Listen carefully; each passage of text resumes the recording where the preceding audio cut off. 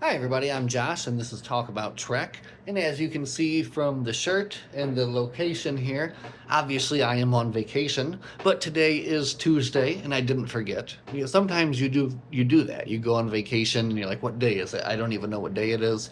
But it is Tuesday. And that of course means it is Warp Tuesday. And I just could not let a Warp Tuesday go by without stopping by, to talk about something Trek related, right? Because I just feel, honestly, it's important to do, right? Because if you're going throughout an entire 7 day span, and in that 7 days, you got no Trek going on, well, I would say you need to get some more Star Trek into your life, right? So I always make it a point to stop in and talk every week about something Trek related. And of course, being away on vacation, I can't show you guys what is the latest Trek news, and I can't show you all. Actually, I don't know what's going on out there in the world of Trek, either locally or not locally. But what I can say, and I will say this with emphasis, okay? And we'll probably even make this the title of the video, and that is support your local bookstore, right? And that's very important. That's so important because it is a dying thing. It is a dying thing, right?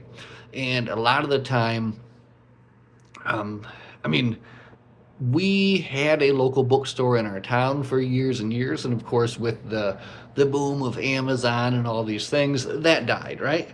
But I kind of feel there's maybe something coming back, right? And it maybe at least just in my area.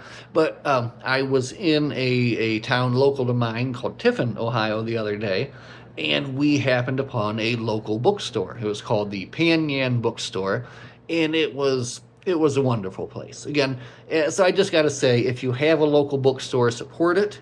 And I will show you my find, which I brought along for a little bit of vacation reading here. And look, I always say too, it's amazing how these things kind of come up and happen, right? When you find the right book at the right time, or it's just kind of weird how things come up, right? So anyway, if you've been following along, I've been on a kind of a Klingon kick, right? Where we started with diplomatic implausibility, which was a great Worf slash kind of Klingon adventure.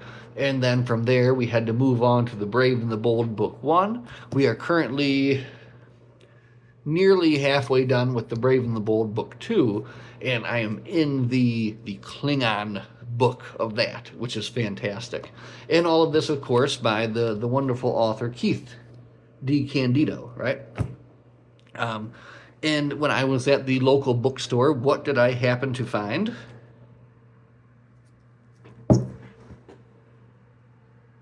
Right? Look at this. The Klingon Art of War, Ancient Principles of Ruthless Honor, translated from the original Klingon by Keith R.A. D. Candido. And I love to, again, the book is written as if it's in the original Klingon, right? And then you're just reading the translation of that. Here's the other thing.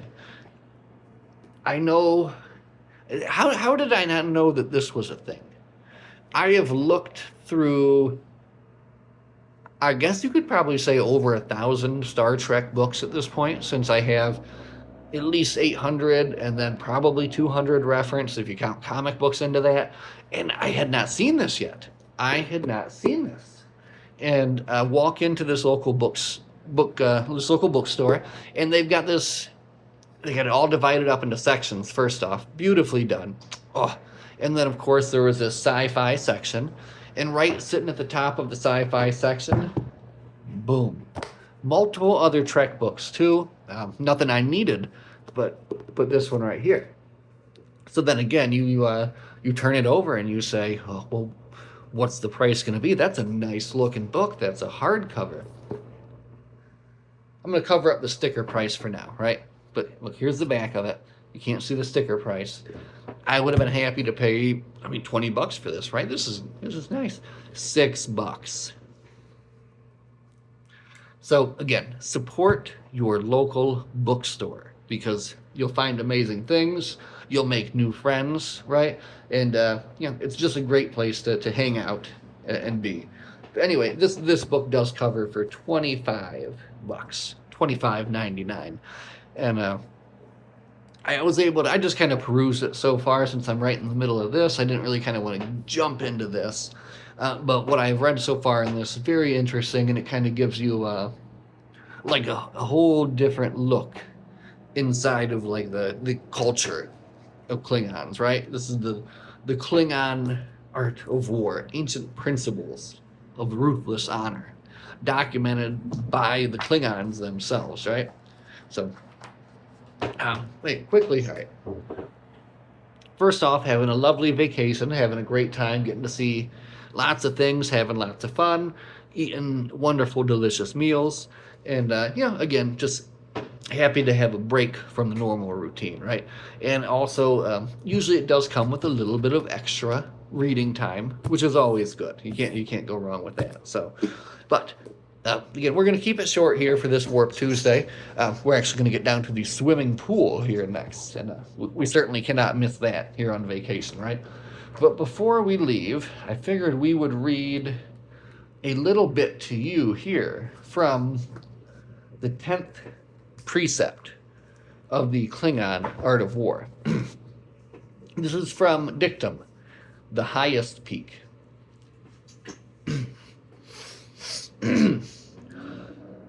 Warriors must climb. When they crest the mountain of honor, all is plain. The pitfalls and perils, the sheer faces and dead drops, every possibility of success and failure, the way is clear.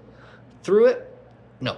Though it winds and doubles back, those at the top can see it as though it were lit with flame.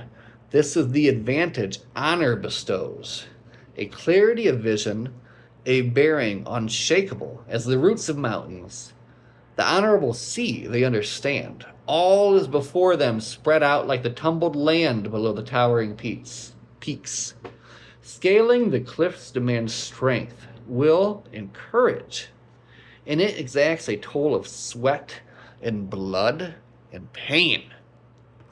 But standing at the utmost height of honor, a warrior has conquered demons. Whoa. I like that.